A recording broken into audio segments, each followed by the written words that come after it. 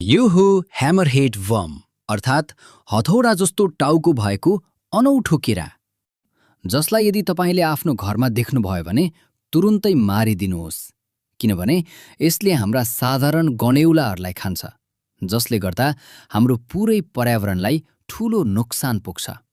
तर मेरो विचारमा यो बिचरालाई मार्नुभन्दा काटिदिनु राम्रो हुन्छ।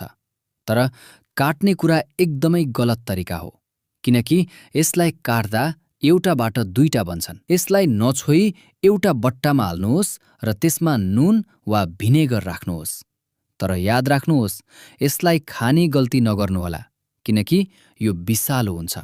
बरु यसलाई 2 देखि 3 दिनका लागि फ्रिजमा राखिदिनुहोस्। यो आफै पग्लिएर जानेछ। तर यति धेरै तनाव कसले लिन्छ र? मेरो विचारमा कुनै पनि जीवलाई बिना कारण मार्नु हुँदैन।